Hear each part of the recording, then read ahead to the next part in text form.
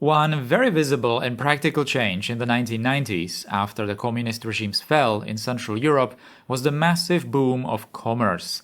New shops opened left and right in city centers, on main streets, and in the outskirts in the form of new shopping centers. Many Western companies moved into the suddenly opened markets behind the former Iron Curtain. People welcomed the opportunities, but it also created a very wild environment, suddenly full of new advertisements everywhere, since cities were not quite sure how to approach things. In this video, let's talk about commerce of the 90s, and in our city, let's first revisit the center, open one iconic Western fast food, spam ads and graffiti everywhere, and generally make the city center look more like it used to be in those times. Then we will move to the second project today, which is going to be a new shopping center with huge parking lot. Let's go. McDonald's opened in Central Europe very quickly. You surely saw some pictures or videos when it opened in Moscow, with large crowds of people curious to see what's going on. But it was very similar in other post-communist countries too. In Budapest, Hungary, McDonald's actually opened in 1988, still during communist rule, somewhat illustrating Hungary's more loosened environment compared to the other Eastern Bloc countries. 50 places of McDonald's were already opened in Hungary by 1996. First one opened in 1990 in former East Germany, in 92 in still Czechoslovakia and Poland, 95 then in the independent Slovakia. McDonald's wasn't just another restaurant that simply opened and that's it. It was made into a symbol of the new time. There is, for example, this one long television story made by the still Czechoslovak TV about the first McDonald's in Prague. The reporters went in and interviewed the employees, mostly asked them about the working conditions and talked with the managers as well. Some of the exchanges are brilliant and illustrate the early 90s very well. For example, the reporter comes to one young employee and asks, quote, "Why did you choose this company?" "Well, main reason was that I wanted to try capitalism, how it tastes." Reporter, "Still, there are a lot of companies in our country where you don't have to work a lot, don't have to put in much effort." "That's true, but there won't be many companies like that very soon." "So it's better to get used to it in advance?" "Yeah, exactly." End quote.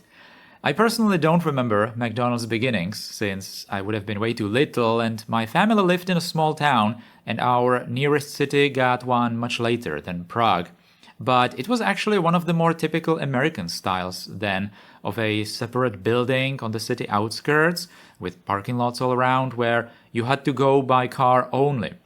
It was a popular thing and it was not a fast food at all. It was actually a fancy restaurant at that time in the late 90s, early 2000s.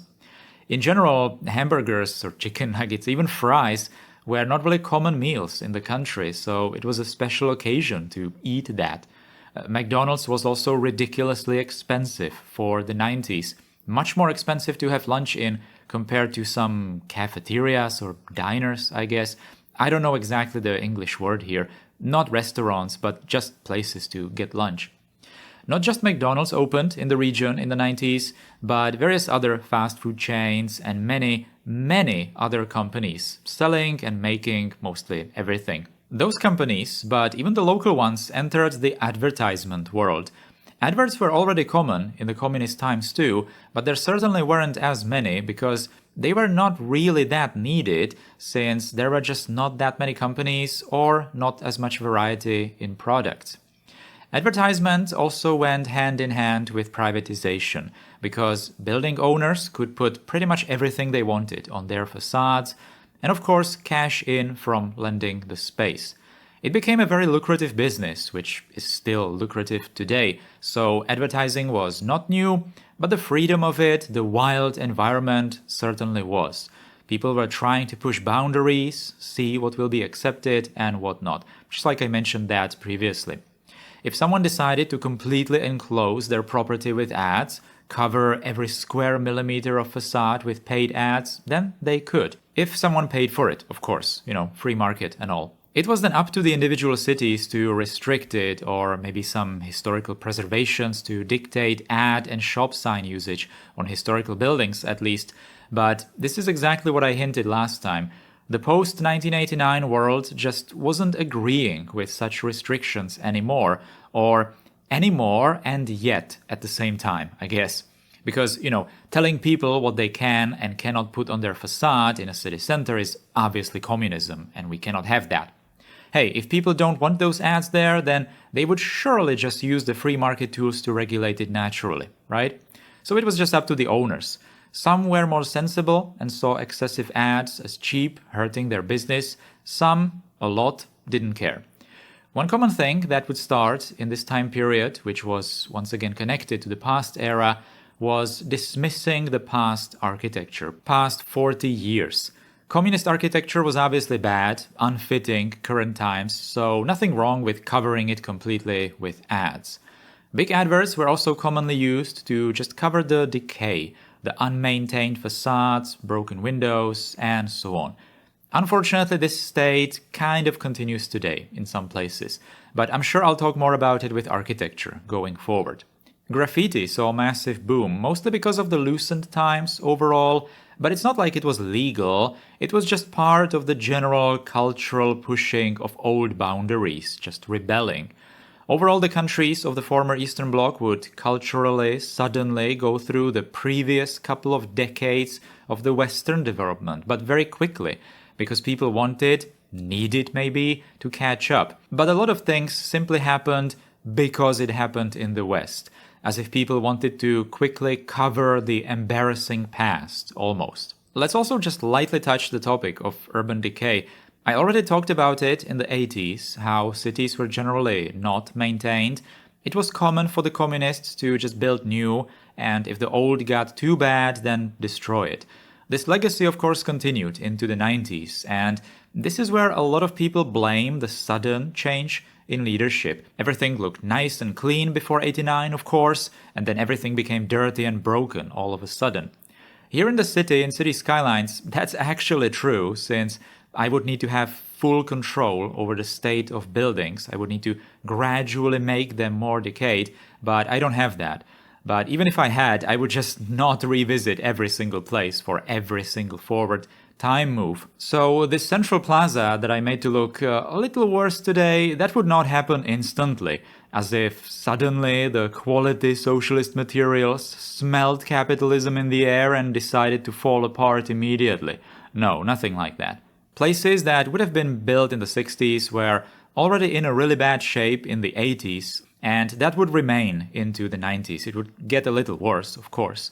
Places from the 80s, though, those would be alright, although certainly they would start requiring maintenance in the 90s too, especially the 2000s then. Very old buildings and surfaces, however, those were already in alarming states decades before, and of course going forward would just make it worse.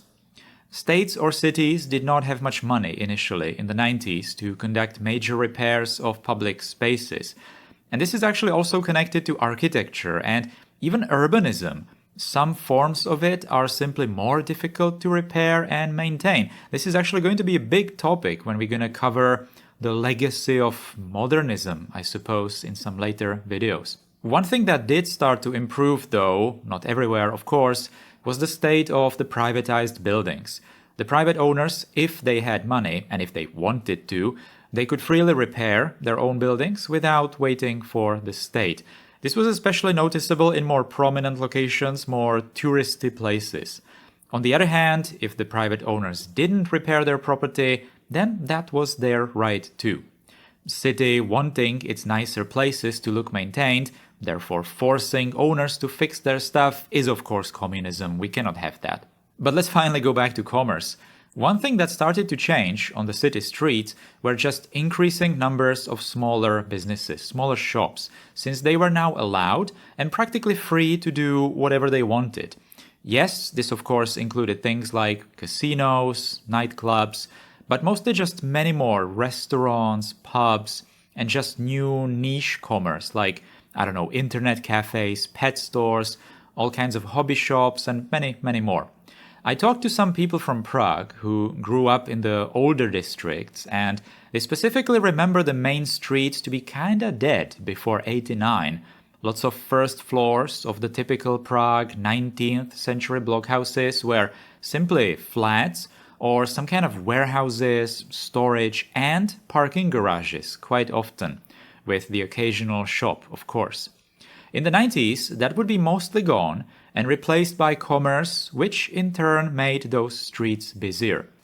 Prague was a little different in this regard compared to some smaller cities, since it was always noticeably richer, so the newcomers had more customers too, even in the early 90s. This commercial boom was also a clear indication that the available commercial real estate was not enough.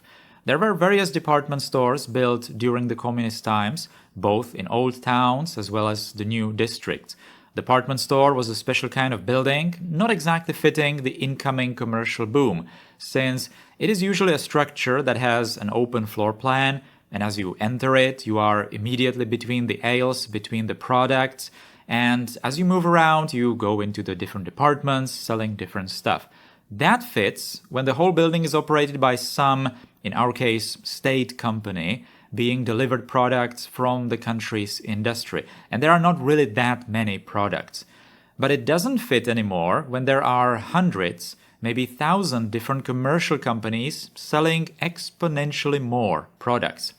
It is possible to make it work with some department stores, and actually a couple of them in Prague are a good example, but it's a model that cannot work alone. Thus, new types of shopping centers started to be popular. Malls, and very large, dedicated supermarkets or hypermarkets. So, in other words, once again, catching up to the Western trends, but just very quickly. So, commerce started to move to the outskirts. At first, thanks to the big corporates that moved into the post-communist countries, like, for example, the British Tesco and West German Kaufland, Globus or Metro, and many, many others, some of which are not known by all of the V4 countries. Together with grocery or general stores like these, also various hobby markets or hardware store or furniture stores appeared here. So companies like Austrian Baumax, already in 1992 into Czechia and Hungary, and then once again West Germans, so Hornbach, Obi, then Swiss Bauhaus, and the furniture Swedish IKEA. Some of those shops started as little departments in the existing department stores, but very quickly they would implement their tried and true approach of building the very large dedicated buildings on the city outskirts. This was something completely new in the 1990s in this region. It was obviously already known in the West and especially in the United States.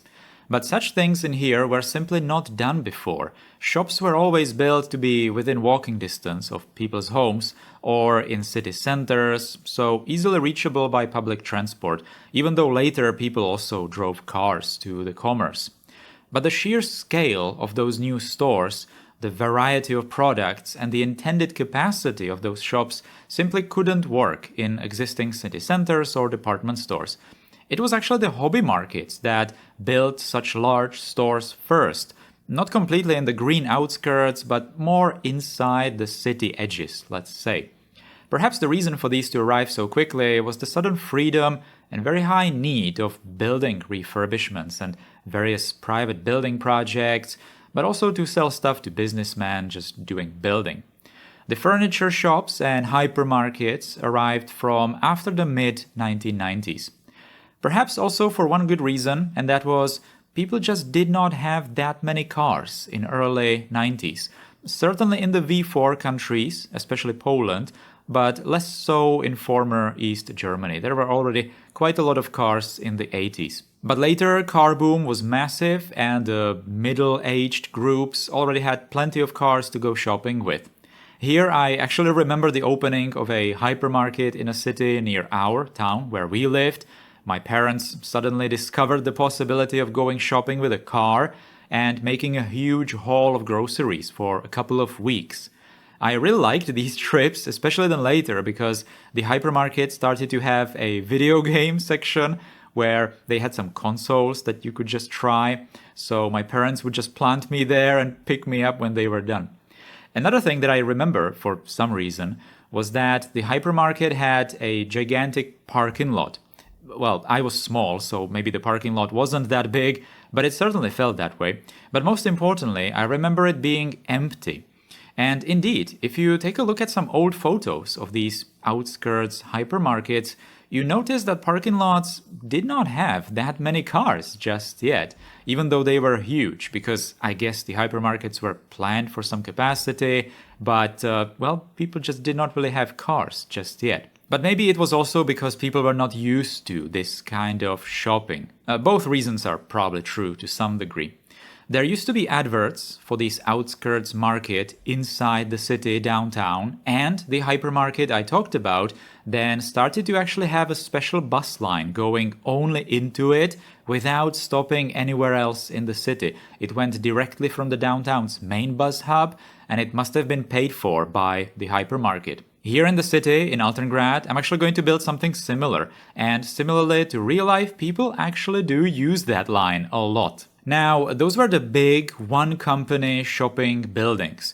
But the more typical malls, those were not here just yet. They would arrive in the later 90s and especially in 2000s. So those are the buildings where you have the large central avenue with some smaller shops all around.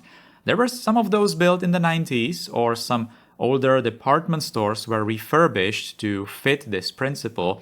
Although it was not the typical mall that we know today. I'm probably going to return to this topic when talking about architecture, because it's actually related. Those buildings are somewhat typical 90s architecture. Because, everything is related to everything. We cannot really talk about commerce without the economy, but also architecture, infrastructure, cars, and so on and so on. But that's why this is a series, of course. Anyways, this also leads me to repeat that projects inside a decade, not just the 90s here, are not necessarily built chronologically. I'm trying to somewhat evenly space the various topics so we don't talk about housing for 5 episodes in a row. This shopping center right here is not necessarily early 90s, but it perfectly fits the commerce topic, so there it is. It's not going to be done, by the way. I do have, for example, an IKEA building, but I only have like a very, very large structure. So I will probably do it in the 2000s. Right now I was also thinking about some mall in here, combined with the railway maybe, but no spoilers. Now, before we go take a look at the city, one boring thing that I feel I need to repeat again, for the last time, I promise. This series focuses on Central Europe, so the V4 and former East Germany.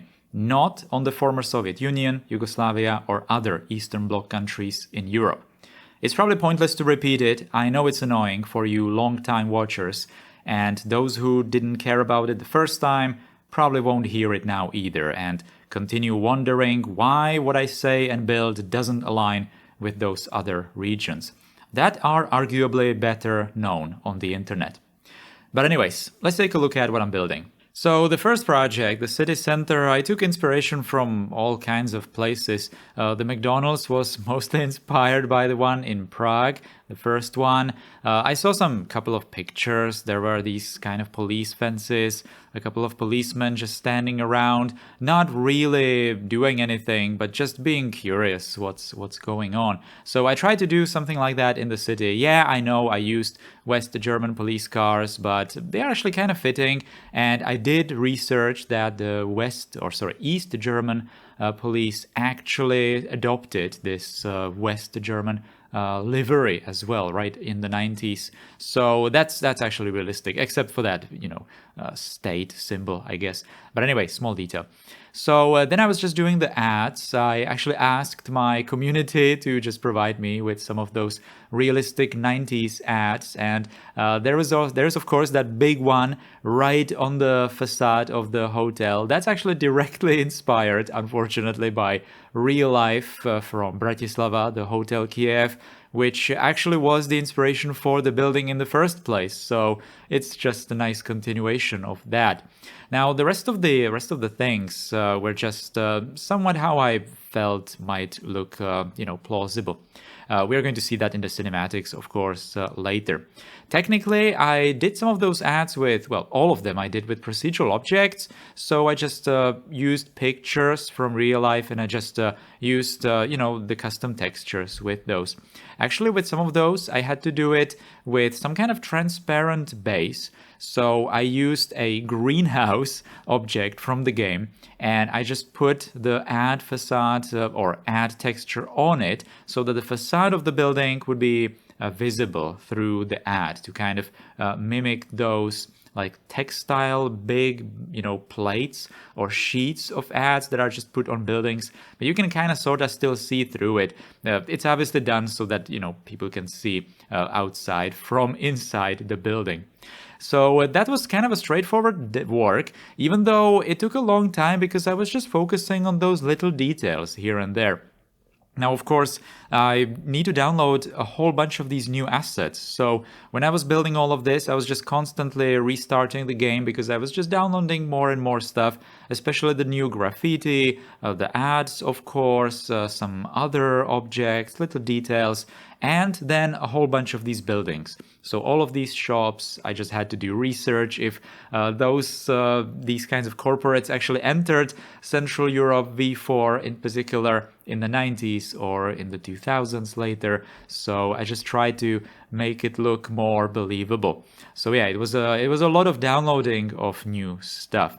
Now, the second place, this is actually pretty much the first area in the city where I'm building a big parking lot. And it's a completely custom parking lot. And I'm trying to do it differently compared to the other series that I ever did. So this kind of a parking lot, this entire shopping area is actually directly inspired by the shopping center in Bratislava from the 90s, but that continued to evolve in the 2000s.